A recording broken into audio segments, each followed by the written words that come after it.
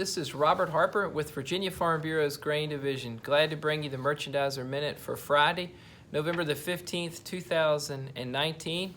Congratulations to a lot of you listeners this week. Y'all have been glad to tell us you've wrapped up soybean harvest for 2019, and a whole lot more of you have said you're real close to getting that done. So congratulations, the field work has gone well, and some wheat that y'all have planted has had the moisture that it needs to pop up out of the ground. This week has been a very quiet week on the news cycle front compared to what we have had in recent months.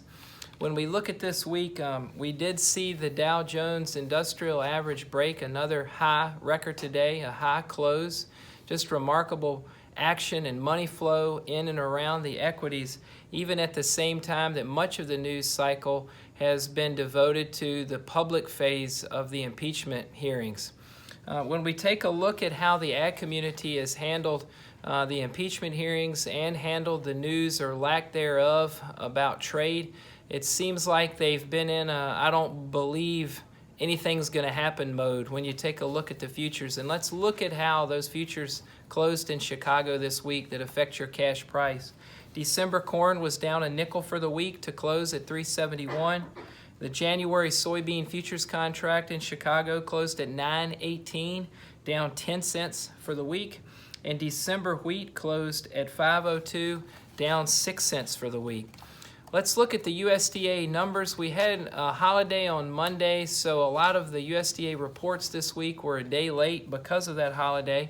But we found out on Tuesday afternoon, after Veterans Day, and thanks to all the veterans who are listening for your service. On Tuesday afternoon, we found out that the U.S. corn crop is 66% harvested, 85% is the 5-year average. And remember, part of this slow bleed, let's say, in the corn futures is due to hedging pressure. Farmers are cutting, shelling, and selling corn, and obviously, when they're selling cash corn, the buyer is selling a futures contract, and that hedge pressure is showing up in the market about a month later this year just because of the later planted crop. When you look at beans, bean harvest is at 85% complete coming into the week. The 5-year average is 92. And we got an interesting number on wheat planted acres. Came in at 92%, which is dead on the 5-year average.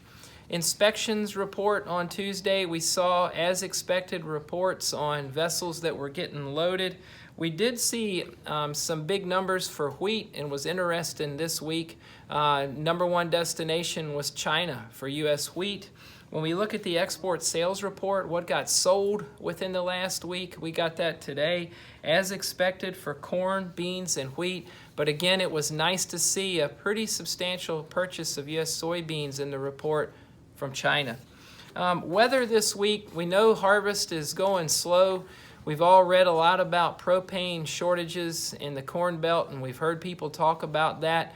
A lot of that corn out there is wet this year and is having to go through the dryer, and that's slowing that whole process down.